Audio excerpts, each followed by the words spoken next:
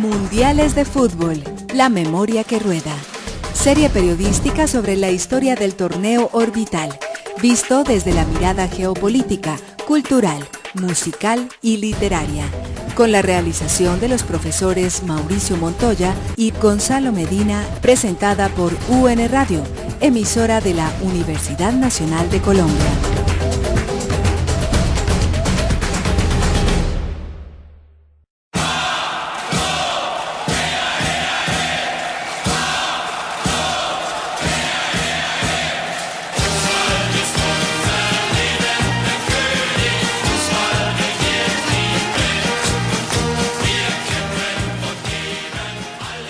Sean todos bienvenidos a su programa Mundiales de Fútbol, la memoria que rueda. En el día de hoy nos encontramos nuevamente y nos trasladamos al continente europeo para presenciar el Mundial de Alemania Federal 1974. Escuchábamos al inicio el himno oficial de este Mundial que lleva por nombre, traducido al español, El fútbol es nuestra vida. Una alegre marcha cantada e interpretada por Werner Drexler y Jack, y que contaba con la participación en ese video oficial de algunas de las estrellas futbolísticas de ese momento, tanto de la liga alemana como de algunas de las que iban a participar en ese campeonato mundial. Y es importante decir que nos vamos a adentrar en un mundial que ya tiene unos antecedentes bastante particulares, y tal vez el antecedente más importante sea que en 1961, es decir, casi 13 años atrás, Berlín se veía dividida por un muro.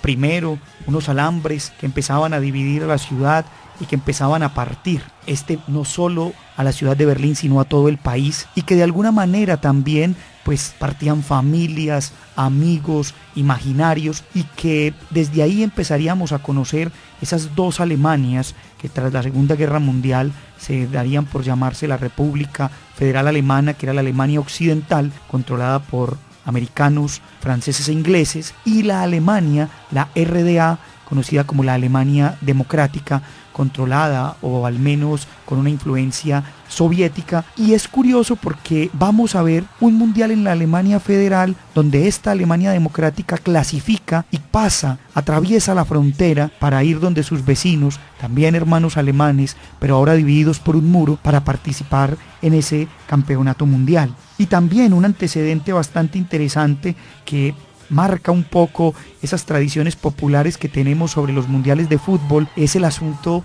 del álbum. Durante estos días muchos de nosotros compramos papeleticas, caramelos, como llamamos coloquialmente, para pegar en ese álbum que nos está ambientando el Mundial de Rusia 2018. Pero vale la pena contar aquí que ese mundial, ese álbum de Panini, viene desde el Mundial de México 70, con una historia bastante interesante. Unos hermanos, 4 hermanos, Giuseppe, Benito, Umberto y Franco Panini, unos italianos que deciden jugársela en un negocio de laminitas para los campeonatos orbitales, y que hasta hoy siguen siendo el furor, y casi que se podría decir se ha convertido en un negocio bastante lucrativo. Profesor Gonzalo, dándole la bienvenida y también la palabra para que continuemos hablando de todos estos acontecimientos que rodean este Mundial de Alemania 1974. Muchas gracias, Mauricio, y un saludo para usted, para todos nuestros oyentes que nos acompañan en esta serie radial sobre los mundiales de fútbol, pero vistos desde la óptica de la geopolítica, de la literatura y de la cultura en general. Un año antes de este Mundial de 1974, pues América Latina es escenario de acontecimientos políticos muy, pero muy importantes. De una parte, el golpe militar que el general Augusto Pinochet lidera coordinadamente con la Agencia Central de Inteligencia de los Estados Unidos, la CIA, y obviamente con el beneplácito del entonces presidente Richard Nixon, de quien vamos a hablar más adelante, una vez más. Y por otro lado también con la presencia del entonces secretario de Estado Henry Kissinger. Entonces aquí, como digo, se configura este acontecimiento que va a marcar, por así decirlo de alguna manera, la historia política de Sudamérica en particular, por lo que va a ocurrir posteriormente en Argentina, por ejemplo, pero también por lo que ocurrió 2 años atrás en ese mismo país. En resumen, yo quiero que escuchemos, siempre debemos de hablar de fragmentos por razones de tiempo, que escuchemos 2 fragmentos que están estrechamente relacionados a pesar de tener 2 años de diferencia. Inicialmente una conversación en 1971, a finales de ese año, entre el comandante Fidel Castro visitando Chile y el presidente constitucional Salvador Allende. Allí Fidel Castro hace una advertencia que termina siendo premonitoria sobre lo que puede ocurrir en Chile, temiendo, y con mucha razón, la reacción tanto de la burguesía chilena como también del gobierno del republicano Richard M. Nixon. Escuchemos entonces este fragmento y luego vamos a escuchar la intervención del general Augusto Pinochet 2 años después, repito, 11 de septiembre de 1973, anunciando oficialmente que el presidente Salvador Allende ha sido derrocado, y otros detalles alusivos, por ejemplo, a su muerte, como también a la muerte del periodista que estuvo en los 2 eventos. Augusto Olivares moderó la conversación de Fidel y de Allende y luego acompaña a Allende hasta el último momento de su vida. ¿Qué piensa usted, presidente, que se produciría en Chile si la contrarrevolución se alzara? En primer lugar, creo que es útil destacar, como usted lo ha dicho, Augusto Olivares, que se ha reproducido el proceso con la presencia de Fidel. Es lógico. De manera que yo tengo la culpa, ¿no? No, pero ellos saben lo que significa la presencia de Cuba y la presencia de Fidel Castro en Chile. Tienen conciencia de que es vitalizar el proceso revolucionario latinoamericano. Ellos tienen la evidencia de que la unidad de nuestros pueblos es un factor indiscutiblemente que fortalece la voluntad y la decisión de los pueblos para romper la dependencia. Además, es indiscutiblemente, ¿no?, contribuir a terminar con el aislamiento intencionado, ¿no?, de Cuba. Es cierto, pero te voy a decir una cosa. La mano del imperialismo está detrás de todo eso, sin ninguna duda. Porque nosotros tenemos bastante experiencia y sé cómo actúan. Y cierto aceleramiento de esas actitudes y ciertas tácticas y la forma en que se han producido, y precisamente durante la visita, y cuando estaba una gran parte del mundo con los ojos puestos en el resultado del diálogo entre nosotros y del encuentro entre nuestros pueblos y nuestros procesos. Entonces, han tratado de desviar la atención hacia determinados tipos de problemas. Yo no tengo la menor duda, ni la más remota duda, de que la mano del imperialismo ha estado detrás de todo. Yo pisaré las calles nuevamente de lo que fue Santiago ensangrentada. Siguiendo este marco, profe, de lo que sucedió en Chile, vale también invitar a nuestros oyentes para que observen una película que se llama El Clavel Negro, una película bastante interesante que cuenta la historia de Harald Edelstein, el embajador sueco en Santiago, que llega días antes del golpe militar y que le toca toda esa transición, una historia real de un embajador que murió de un cáncer en 1989 y cuya, digamos, proeza es haber salvado a una gran cantidad de líderes sociales y alguna gran cantidad de personas perseguidas por la dictadura. Muchos de ellos huyeron no solo a Estocolmo, a Suecia, sino que también muchos por aquel tiempo huyeron y se exiliaron hasta el continente australiano. Eso también como una figura de todos estos campos geopolíticos que se están suscitando en el mundo. Y vale sumar aquí, profe, también este acontecimiento que en 1972 marcó también otro evento deportivo, como lo fueron los Juegos Olímpicos de Múnich de 1972, que así como habíamos visto en el 68, estuvieron en esta masacre de Tlatelolco, previo a esos Juegos Olímpicos de México. Aquí también en Múnich, un comando palestino que se hizo llamar el Septiembre Negro, tomó la Villa Olímpica donde se hospedaban los atletas israelíes y tras secuestrarlos y enfrentarse posteriormente tanto en la Villa Olímpica como luego en el aeropuerto a las autoridades alemanas, pues terminaría una gran cantidad de muertos. Podríamos decir que al fin una plena masacre entre los atletas y aquellos del comando palestino, llamado Septiembre Negro. Todo esto enmarcado en esa lucha que ya se venía presentando en el Medio Oriente entre Israel y Palestina y todos los países de la Liga Árabe tras la fundación en el año de 1948 del Estado de Israel como un Estado hechizo, un Estado enclave que de alguna manera pues venía a agitar el panorama político de ese momento. Yo quiero, profe, leer aquí un fragmentico de ese texto que nos ha venido acompañando de Eduardo Galeano, El fútbol a sol y sombra, porque tiene aquí un par de daticos que creo que vale la pena que nuestros oyentes escuchen. Dice Galeano: en 1974, previo al Mundial, el presidente Nixon estaba contra las cuerdas, las rodillas flojas, golpeado sin pausa por el escándalo del espionaje del edificio Watergate, mientras una sonda espacial viajaba hacia Júpiter, y en Washington era declarado inocente el teniente del ejército que había asesinado a 100 civiles en Vietnam, que al fin y al cabo no habían sido más que 100, y civiles vietnamitas. Morían los novelistas Miguel Ángel Asturias y el pintor David Alfaro Siqueiros. Agonizaba el general Perón, que había marcado a fuego la historia argentina. Moría Duke Ellington, rey del jazz.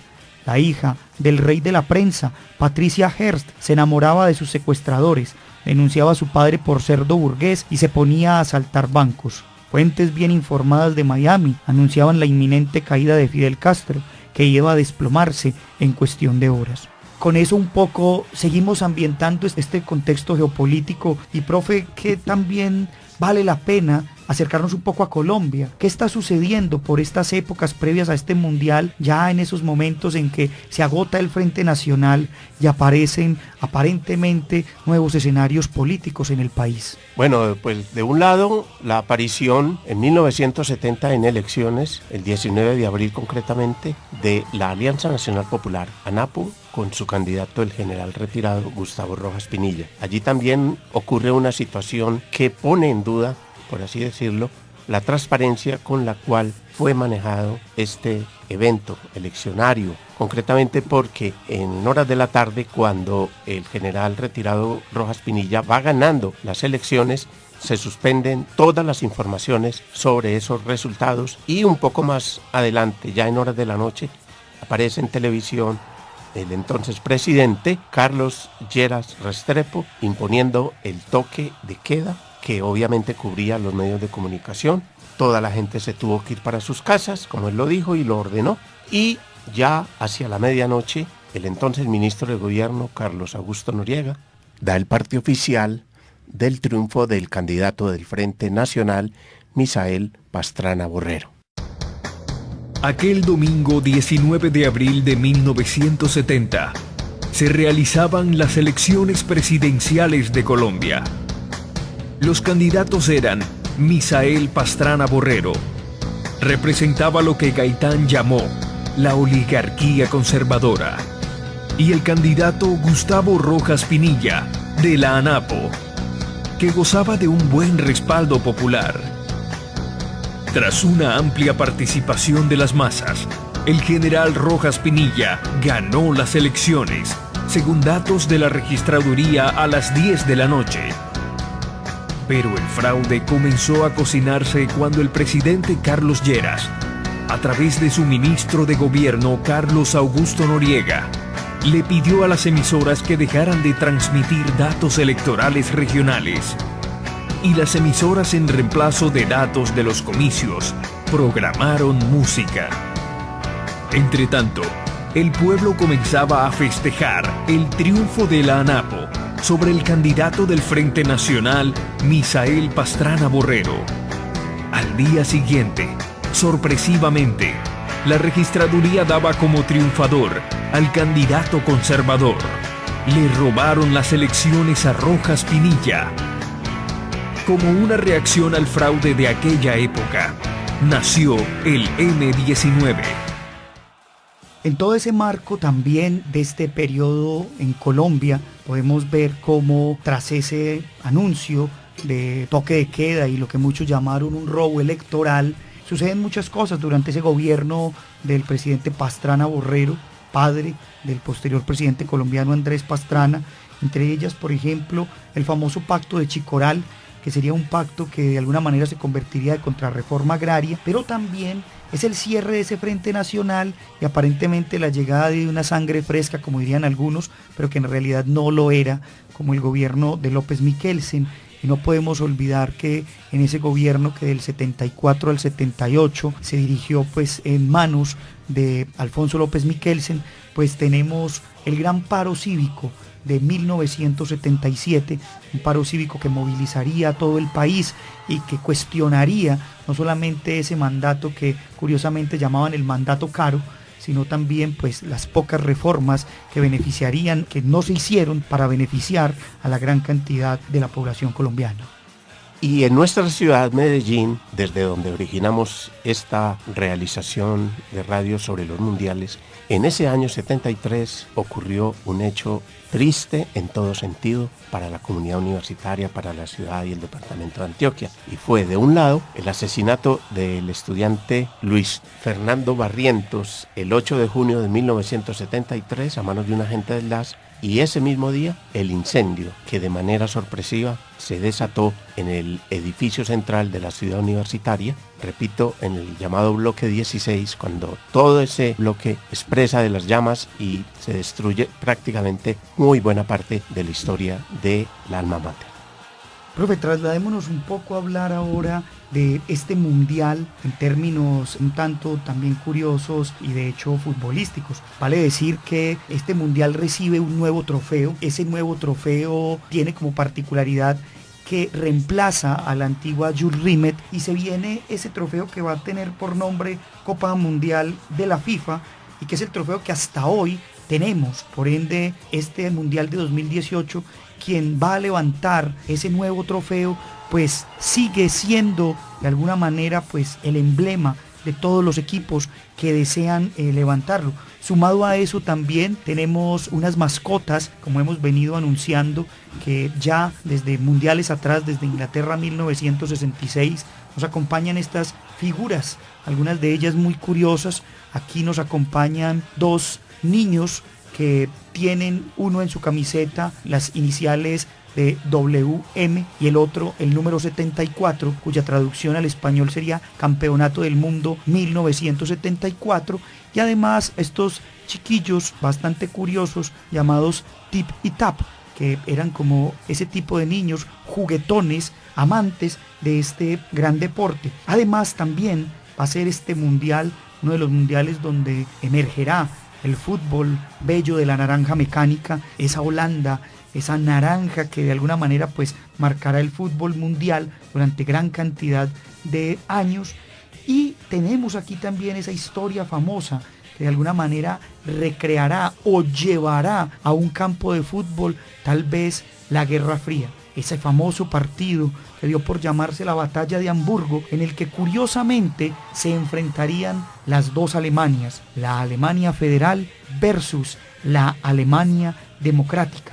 Y ese partido, que se convirtió tal vez en un partido propagandístico, previo a ese partido se habló de que quien ganara ese partido significaría que el mejor modelo o sistema político era el que ese equipo proponía, ya fuese entonces el modelo soviético comunista o el modelo norteamericano capitalista, y que curiosamente termina siendo una victoria para la Alemania oriental. En ese partido, el anotador del gol de la Alemania democrática sería Jürgen Sparwasser, quien se convertiría en ese momento en un héroe, pero que a la par, años después, en una entrevista, diría que había sido toda una maldición el haber convertido ese gol. Y en un testimonio que diese en su momento, ya otra vez ubicado en la parte de la Alemania soviética o de la parte de la Alemania llamada democrática, diría este jugador: ellos pensaban que el partido me había premiado y que el gobierno me había dado casa, carros, dinero, privilegios de los que gozaban pocos en el país, pero todo lo contrario. Yo seguí viviendo en mi humilde y sencilla casa. En un momento llegué a arrepentirme de haber marcado ese gol que nos dio el triunfo histórico. Es bastante interesante esto porque también se le llamó la Batalla de Hamburgo bajo la idea de esa batalla que implícitamente se hacía ahí en el campo de juego, pero que en el campo mundial se llevaba entre la Unión Soviética y los Estados Unidos, que era bajo la Guerra Fría, y que curiosamente, aunque la Alemania federal pierda este partido en la primera ronda, en la final, cuando se enfrente a Holanda, va a ser campeón del mundo. De alguna manera pues contrarrestaría eso y sería como dos momentos en las que dos Alemanias o una Alemania dividida celebraría, una en la primera ronda y otra en la final del campeonato mundial.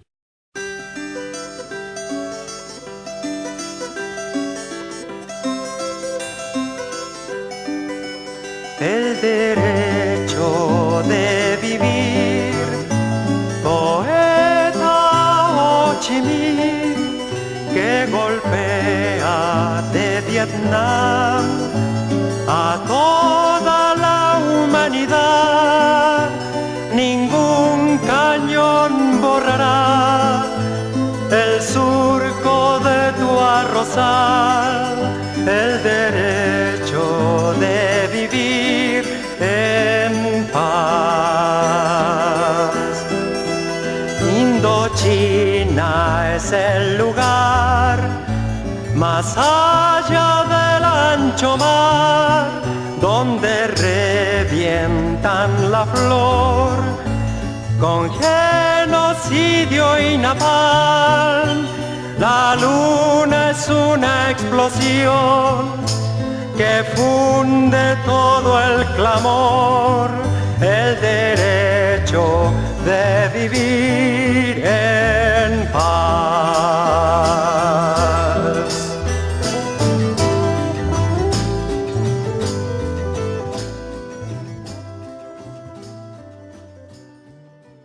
Esta canción que hemos escuchado, al menos un pedacito de ella, representa muchos acontecimientos que ocurrieron casi de manera simultánea. Estábamos escuchando la canción El derecho de vivir en paz, del chileno Víctor Jara, ese cantante que, como lo decíamos anteriormente, fue torturado y luego acribillado en el propio Estadio Nacional de Chile, y que cuando Chile y la Unión Soviética van a disputar una especie de repechaje para decidir cuál selección va al Mundial de Alemania 74, la Unión Soviética, en solidaridad con el pueblo chileno, se retira de esa competencia y por ende Chile gana de manera ilegítima, obviamente, el derecho a participar de este mundial. Pero al mismo tiempo esta canción significa la solidaridad con el pueblo de Vietnam, un pueblo que desde los años 50 venía enfrentando y derrotando a los distintos imperios que allí se instalaron. Caso por ejemplo del imperio francés en los años 50, bajo el liderazgo de Ho Chi Minh, el pueblo de Vietnam derrota a los franceses, pero luego llegan los norteamericanos y también en esta década de los 70, Vietnam del norte y el pueblo de Vietnam del sur derrotan a los Estados Unidos, derrotan el gobierno de Vietnam del Sur y viene luego la reunificación. Y por otro lado también esta canción significa un canto a la solidaridad y al mismo tiempo es la oportunidad de evocar y de rendir un homenaje a este cantante chileno Víctor Jara. Un poco más adelante, al año siguiente, 1974, se produce la renuncia de Richard Nixon, producto de un lado de todas las protestas por la presencia o en contra de la presencia de los Estados Unidos en Vietnam, pero al mismo tiempo también por el espionaje que el gobierno de Nixon patrocinó en contra del Partido Demócrata de los Estados Unidos y que, repito, desencadenó en el año 74 la renuncia de este presidente republicano. Y vamos a escuchar entonces un fragmento de la intervención por televisión del presidente Richard Nixon anunciando o presentando su renuncia a la presidencia de los Estados Unidos, producto, repito, de estos hechos que acabamos de señalar. From the discussions I have had with congressional and other leaders, I have concluded that because of the Watergate matter, I might not have the support of the Congress that I would consider necessary to back the very difficult decisions and carry out the duties of this office in the way the interests of the nation will require. Therefore, I shall resign the presidency effective at noon tomorrow. Vice President Ford will be sworn in as president at that hour in this office. Sumado a eso, profe, la década del 70 nos trae también esa famosa crisis del petróleo, unos acontecimientos que van a hacer temblar un poco la economía mundial y que de alguna manera se van a decantar en estas luchas internas en los países árabes que terminarán en 1979 con esta llamada Revolución Islámica de Irán, que así como estamos diciendo, existía un marco de Guerra Fría, pues había algunos movimientos también que se hacían llamar los no alineados, otros que se hacían llamar la tercera vía, como lo hacía el ayatolá Jomeini con el Islam, y otros que se hacían llamar la tercera vía latinoamericana desde el justicialismo peronista. También entonces este marco político nos permitía mostrar que así como se jugaba en Alemania un mundial donde se enfrentaban ideológicamente muchas concepciones, también la pelota rodaba, y en ese rodar de la pelota tenemos algunas anécdotas también particulares de lo que significó ese mundial, incluso por el hecho de que otra vez vuelven y se cambian las reglas del campeonato y hay un formato bastante particular. Las 16 selecciones participantes, al atravesar, como por decirlo de alguna manera, una ronda de octavos de final, pasan 8 selecciones y se dividen en 2 grupos, con la particularidad de que quien sea el ganador de cada grupo, o llamado cada cuadrangular, pues pasará directamente a la final. En ese cuadrangular 1 se ubicaban Holanda, Brasil, Alemania Democrática y Argentina. En el cuadrangular 2, Alemania Federal, Polonia, Suecia y Yugoslavia. El grupo 1 lo ganaría Holanda y el grupo 2 lo ganaría la Alemania Federal, así entonces enfrentándose en la final, y esa final quedaría por ganar la Alemania Federal, derrotando a esta llamada ya naranja mecánica. Brasil y Polonia por su parte se enfrentarían en el partido del tercer puesto, y Polonia se llevaría también la victoria de ser el goleador, Lato, quien fue el goleador, y además de ser el goleador, pues su selección se llevaría el tercer puesto al derrotar a Brasil 1-0. No quiero dejar, profe, terminar este programa sin contar una anécdota personal y que de alguna manera marcó parte de uno de mis viajes a Berlín, y fue cuando en 2012 tuve la oportunidad de visitar tal vez el único museo que queda allí, el Museo del DDR, en español conocido pues como el Museo de la RDA, de la República Democrática Alemana, un museo que guarda y conserva una gran cantidad de reliquias, recuerdos, desde cómo era la casa, las noticias que se veían, los periódicos que se leían, y fue muy llamativo porque allí encontré en una biblioteca un libro que me llamó bastante la atención y que tras preguntar tuve como anécdota algo bien curioso, un libro que lleva por nombre Preguntas y respuestas sobre la RDA. Eso me llamó mucho la atención porque era un libro que se empezó a divulgar desde el gobierno de la República Democrática y se repartió a muchos países del mundo, traducido a muchas lenguas con el objetivo de que el mundo conociera cómo se vivía allí, qué características se tenían en ese país y así dejase de estigmatizarse a la República Democrática Alemana. Profe, quiero darle la palabra para que vamos cerrando este programa en el día de hoy. Usted quiere leernos un fragmento de un tema literario, que como este programa también se acerca a las famosas y bellas letras para hacer honor a el fútbol. Bueno, en esta oportunidad es un fragmento de una novela que fue llevada luego al cine por el director alemán, precisamente Wim Wenders. Estamos hablando de la novela El miedo del portero ante el penalti, de la autoría del escritor austríaco Peter Hanke. Este fragmento lo incluimos en un libro que constituye una especie de antología literaria precisamente en torno al fútbol. En esta novela se cuenta la historia de un arquero que comete un crimen, pero luego su actuación como portero empieza de alguna manera a establecer una suerte de analogía entre lo que es huir de un delito, ocultar un delito, pero al mismo tiempo también enfrentarse a un delantero, y de allí el nombre El miedo del portero ante el penalti, de Peter Hanke. Dice: cuando se enfrenta uno a alguien, continúa el carabinero, es importante mirar al otro a los ojos. Antes de que eche a correr, sus ojos indican la dirección en que lo hará, pero al mismo tiempo hay que observar también sus piernas. ¿En qué piernas se apoya? Se echará a correr en la dirección que señala la pierna en que se apoya.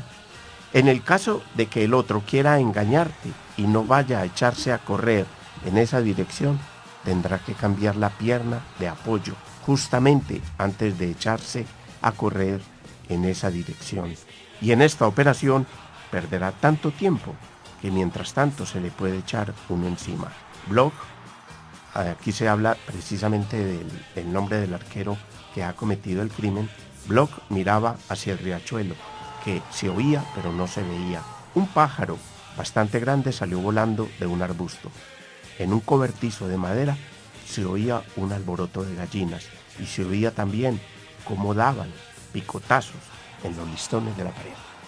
Con eso entonces terminamos el programa de hoy. Agradecemos a la Universidad Nacional por este espacio que nos brinda, a Jorge Benjumea en el máster, y los esperamos en nuestro próximo programa para conversar sobre el Mundial de Argentina 1978.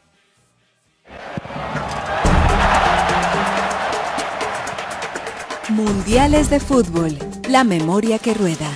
Serie periodística sobre la historia del torneo orbital, visto desde la mirada geopolítica, cultural, musical y literaria, con la realización de los profesores Mauricio Montoya y Gonzalo Medina, presentada por UN Radio, emisora de la Universidad Nacional de Colombia.